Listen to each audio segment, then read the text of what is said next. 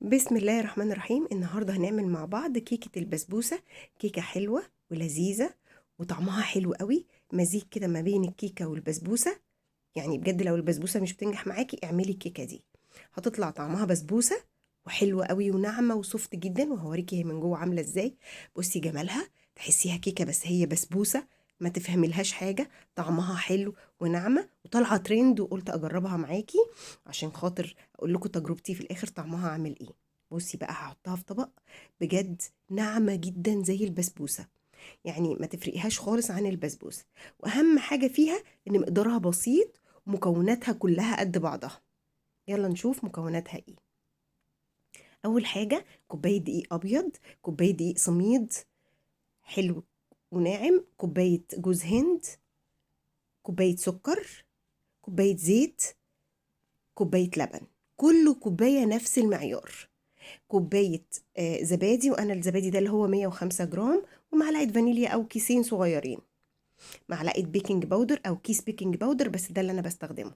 دي المكونات اللي انا عايزاها. اول حاجة هجيب بولة وهنزل فيها بالمكونات السائلة اللي هي الزبادي، وطبعا هحط على الزبادي اللبن والزيت، واضرب جامد جدا لحد ما الخليط ده يكون عندي كريمي. طبعا انا عامله نفس الكيكه دي بس دي من غير بيض، انا عاملاها ببيض فبتبقى رواني بنفس المكونات، تقريبا نفس المكونات، بس انا عاملاها اسمها رواني، طبعا احنا كلنا عارفينها. خلاص كده عملت المكونات السايله، اعمل بقى المكونات الجافه على بعضها.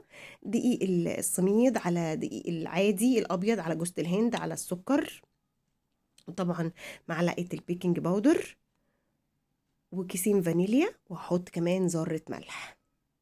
دي مكونات الجافة كلها. اقلب بقى كل المكونات على بعضها عشان احس ان كلها امتزجت مع بعضها. وعايزه اقول لك لنجاح البسبوسه ما تعمليهاش بمضرب كهرباء، بايدك، كله بايدك، لان البسبوسه مش عايزه عجن خالص ومش عايزه ضرب كتير.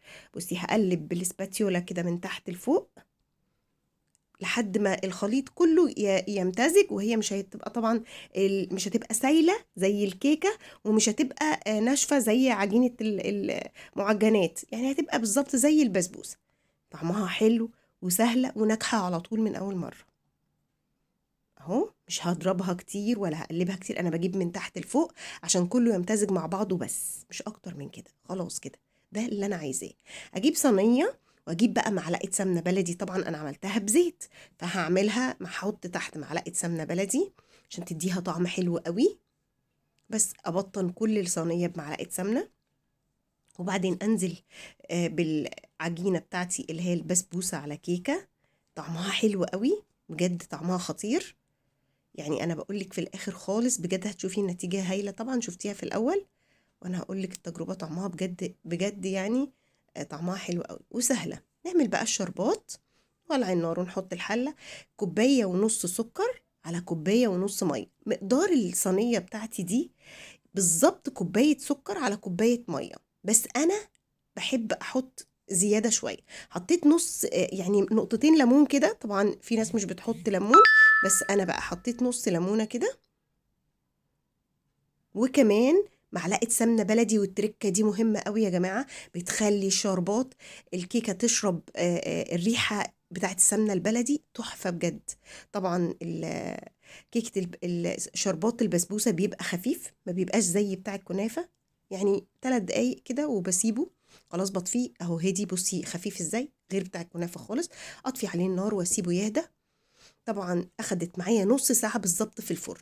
بصي هشة ومش عالية طبعا عشان هي مفيهاش بيض، وبس فيها بيكنج باودر مخليها هشة قوي. اسقيها بقى، بصي مجرد ما احط الشربات بتشربه، وده دليل على ان هي كلها فراغات من جوه وناعمة قوي، يعني كيكة سوفتي كده حلوة قوي. بصي جميلة ازاي، يعني بجد بجد تجربة حلوة وجربوها. انا اول مرة اعملها، انا طبعا قلت لك قبل كده ان انا عملت الكيكة الرواني بالبيض نفس المقدار ده بالظبط. بس خلاص تزوقيها زي ما انت عايزة بقى، جوز الهند وعليها وردة حلوة كده ليكو، والكيكة جميلة وجهزت. بجد اللي يجرب الوصفة دي هتعجبه قوي، سهلة وبسيطة، واهم حاجة ان مكوناتها كلها قد بعضها، مش هتغلبي في مكوناتها، وبسيطة، وفي الاخر طعمها حلو قوي. واللي يجرب وصفتي بألف هنا وشفا ليه.